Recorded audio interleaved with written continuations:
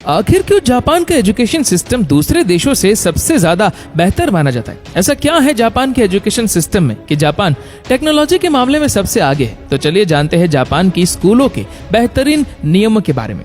दोस्तों, जापान में स्कूल का टाइम सुबह 8:30 बजे से शुरू होता है और सभी को टाइम पर पहुंचना जरूरी होता है। अगर स्टूडेंट 5 मिनट लेट हो जाता है तो उसे 1 सप्ताह तक जल्दी आकर अपनी क्लास की साफ सफाई करनी पड़ती है और यही उसकी सजा होती है। साथ ही जापान के स्कूलों में जो भी चीज सिखाई जाती है वो हर चीज प्रैक्टिकल करके ही समझाई जाती है। यहाँ पर सभी बच्चे सभी चीजों को प्रैक्टिकल करके ही सीखते हैं, इसीलिए यहाँ के लोग सबसे ज्यादा इनोवेटिव माने जाते हैं।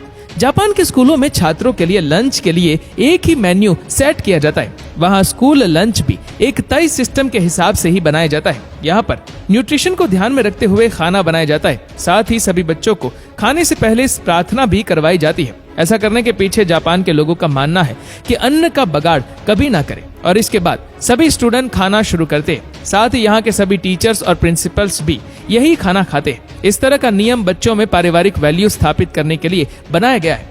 हैरान कर देने वाली बात तो ये है कि खाना खा लेने के बाद यहाँ के स्कूल को क्लीन करने के लिए कोई सफाई कर्मचारी नहीं होते, बल्कि स्कूल के सभी स्टूडेंट को मिलकर पूरे स्कूल की सफाई करनी होती है और स्कूल के सभी टीचर और प्रिंसिपल को भी ये सब करना पड़ता है। इसमें क्लास में झाड़ू लगाने से लेकर बाथरूम साफ करने तक सभी चीजों को साफ किया जाता है और इससे स्टूडेंट को साफ सफाई रखने की वैल्यू पता लगती है और यही काम को वही लोग अपना कर्म समझते हैं। साथ ही ऐसा इसलिए भी किया जाता है ताकि बच्चे बचपन से ही अपनी माँ के घर को साफ करवाने में मदद कर सके और साथ ही टीचर्स और प्रिंसिपल्स भी ये काम इसीलिए करते हैं ताकि बच्चों को ये दिखाया जा सके कि साफ सफाई करने में कोई छोटा या बड़ा नहीं होता। साफ सफाई करना छोटे से लेकर बड़ों तक सभी का फर्ज होता है।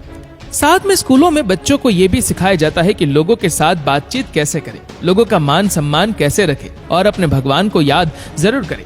जापान में स्कूलों में ही बड़ों के सामने झुकने के लिए प्रेरित किया जाता है और ये स्कूल आते जाते वक्त करना जरूरी होता है। साथ ही जापान के सभी स्कूलों में सैटरडे और संडे छुट्टी भी रखी जाती है और सभी बच्चे सैटरडे और संडे अपने परिवार के साथ पूरा दिन अच्छे से वक्त बिताते हैं। साथ ही जापान में न्यू ईयर एक काफी इम्पोर्टेंट त्योहार है। आपको ये जानकर हैरानी होगी कि न्यू ईयर के दिन आपको सड़कों पर तो क्या कहीं पर भी कोई भी लोग दिखाई नहीं देंगे, क्योंकि सभी लोग न्यू ईयर पर अपने परिवार के साथ मनाते हैं। वहाँ सब समझते हैं कि परिवार एक व्यक्ति के जीवन का सबसे सुंदर उपहार है। वहाँ पर हर कोई अपने से सामने वाले व्यक्ति के साथ आदर और सम्मान से बात करते हैं। वहाँ सबको अभिवादन के साथ बुलाया जाता है। ये सब इन बच्चों को स्कूल में ही सिखाया जाता है। आप जानकर हैरान रह जाएंगे कि जापान के स्कूलों में 10 साल तक कोई भी एग्जाम नहीं लिया जाता। ऐसा इसलिए किया जाता है क्योंकि जापान के स्कूलों में ज्ञान से ज्यादा सभ्यता सिखाना जरूरी समझा जाता है। वहाँ ये माना जाता है कि स्कूल के पहले कुछ साल सिर्फ बच्चे के डेवलपमेंट पर ध्यान देना चाहिए,